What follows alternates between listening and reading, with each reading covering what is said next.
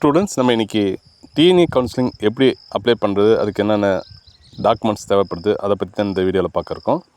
நிறைய பேர் இந்த கவுன்சிலிங் எப்படி அப்ளை பண்ணுறது அப்படின்னு நிறைய பேர் கேட்டிருக்காங்க. அதுக்கோசம் இந்த வீடியோ நம்ம அப்லோட் பண்ணுறோம். இந்த வீடியோ உங்கள் ஃப்ரெண்ட்ஸ் எல்லாத்துக்கும் ஷேர் பண்ணுங்கள். ஏன்னா நம்ம ரிஜிஸ்ட்ரேஷன் பண்ணுறதுக்கு போயிடுவோம், ஆனால் அங்கே என்னென்ன டாக்குமெண்ட்ஸ் வேணும்னு நம்ம தெரியாமல் போயிட்டு திருப்பி இன்னொரு டைம் இதுக்கோசம் ரிஸ்க் எடுத்து வர மாதிரி இருக்கும். ஃபஸ்ட்டு ரிஜிஸ்ட்ரேஷன் பண்ணுறதுக்கு என்னென்ன வேணும்னு நம்ம பார்க்கலாம். ஃபஸ்ட்டு நமக்கு ரிஜிஸ்ட்ரேஷன் பண்ணுறதுக்கு ஓடிபிலாம் வரும். அதுக்கு வந்து ஃபஸ்ட்டு ஒரு மொபைல் நம்பர் வேணும்.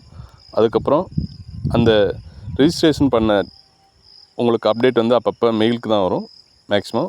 அதுக்கு ஒரு மெயில் ஐடி வேணும். அதுக்கப்புறம் 10th மார்க் ஷீட், அதுக்கப்புறம் பார்த்திங்கன்னா 12th மார்க் ஷீட். இப்போ வந்து 12th மெட்ரிகுலேஷன் படித்தவங்களுக்கு மார்க் ஷீட் இருக்காது, அதனால் டெம்பரரி மார்க் ஷீட் கொடுத்துருப்பாங்க, அதை கூட நம்ம யூஸ் பண்ணிக்கலாம். அதுக்கப்புறம் பார்த்திங்கன்னா நீங்கள் இது வரைக்கும் ஸ்கூல் 9th 10th +1 +2 படித்த ஸ்கூலோட டீட்டெயில் கொடுக்கணும். அதுக்கப்புறம் பார்த்திங்கன்னா 6th 12th வரைக்கும் நீங்கள் கவர்மெண்ட் ஸ்கூலில் படிச்சிருந்தீங்கன்னா 7.5% வந்து நீங்கள் எலிஜிபிள் ஆவீங்க. அதுக்கு வந்து கவர்மெண்ட் ஸ்கூலில் படித்த டீட்டெயில்ஸ் ஃபுல்லாக கொடுக்கணும் கவர்மெண்ட் கோட்டாக்கு. அப்புறம் வந்து கம்யூனிட்டி சர்டிஃபிகேட், உங்களுடைய கேஸ்ட் டீட்டெயில், அதுக்கப்புறம் வந்து பேரண்ட்ஸ் வருஷம் ஆனுவல் இன்கம்,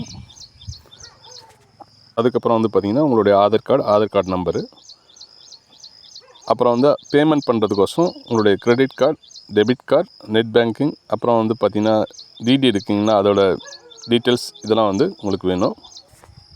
அது இல்லாமல் ஒரு முக்கியமான விஷயம் என்னென்னா, நீங்கள் வந்து ஸ்கூலில் எமிஸ் நம்பர் ஒன்று இருக்கும், அந்த நம்பர் வந்து கண்டிப்பாக எடுத்துகிட்டு போகணும் நீங்கள்.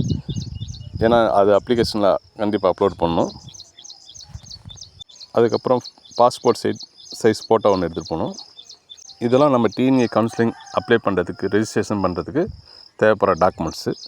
அதுக்கப்புறம் நம்ம எந்த முறையில் வந்து நம்ம அப்ளை பண்ணுறதுன்னு ஒரு ஸ்டெப் பை ஸ்டெப்பாக பார்க்கலாம். ஃபஸ்ட்டு வந்து உங்களுக்கு வந்து நீங்கள் ஒரு யூசர் ஐடி ரெஜிஸ்ட்ரேஷன் பண்ணிக்கணும் உங்களோட டீட்டெயில்ஸ் கொடுத்து. அதுக்கப்புறம் லாகின் பண்ணி இந்த யூசர் ஐடியை லாகின் பண்ணி அதுக்கப்புறம் உங்களுடைய பர்சனல் இன்ஃபர்மேஷன் கொடுக்கணும்.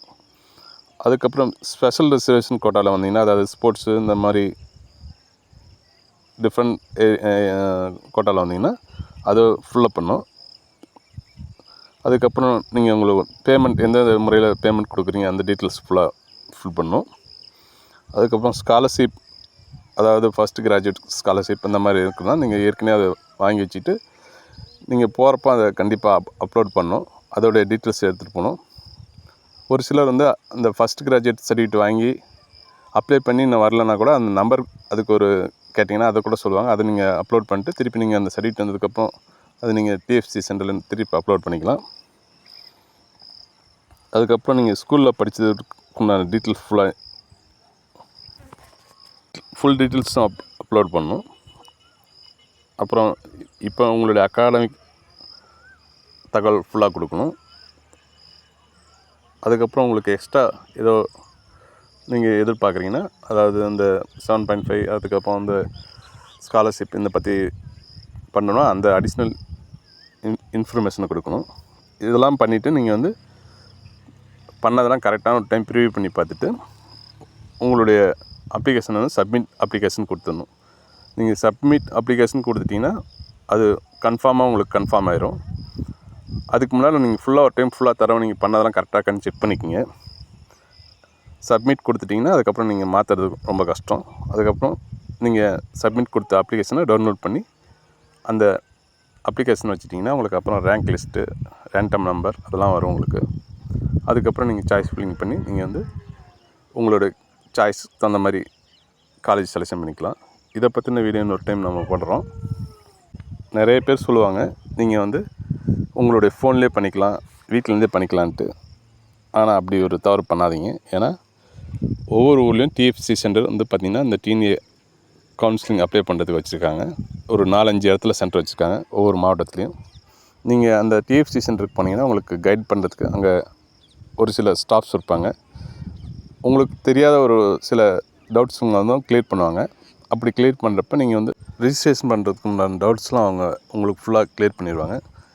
நீங்கள் அதுக்கப்புறம் வந்து உங்களுடைய அப்ளிகேஷன் பர்ஃபெக்டாக ரிஜிஸ்ட்ரேஷன் பண்ணிடலாம். இப்போ நான் இந்த கொடுத்துருக்க சார்ட்டு தான் ஒவ்வொரு டிஸ்ட்ரிக்ட்லையும் எந்தெந்த இடத்துல இந்த டிஎஃப்சி சென்டர் இருக்குன்ற சார்ட் தான் இது. இப்போ நம்ம வந்து அப்ளிகேஷன் தான் ரிஜிஸ்ட்ரேஷன் பண்ண போகிறோம். அதுக்கப்புறம் இன்னும் நிறையா ப்ராசஸ் இருக்குது. இந்த ஃபஸ்ட்டு பண்ணுற அப்ளிகேஷன் வந்து கரெக்டாக பண்ணணும். அதுக்கோசரம் நீங்கள் அதுக்கப்புறம் வர ஸ்டெப்ஸ்லாம் வந்து நம்ம ஃபோன்லேயே பண்ணிக்கலாம். இல்லை இந்த வீடியோவை உங்களோட ஃப்ரெண்ட்ஸ் உங்கள் கூட பிடிச்ச எல்லாத்துக்கும் ஷேர் பண்ணுங்கள். கண்டிப்பாக எல்லாத்துக்கும் யூஸாக இருக்கும். முடிஞ்சால் ஒரு சப்ஸ்கிரைப் கொடுங்க. நம்ம யூடியூப் சேனலில் ப்ளேலிஸ்ட்டில் போனீங்கன்னா நிறைய காலேஜோட வீடியோ போட்டிருக்கோம். டிஎன்ஏ கவுன்சிலிங் கட் ஆஃப் பற்றி. தொடர்ந்து நம்ம வீடியோவுக்கு ஆதரவு கொடுங்க. நன்றி.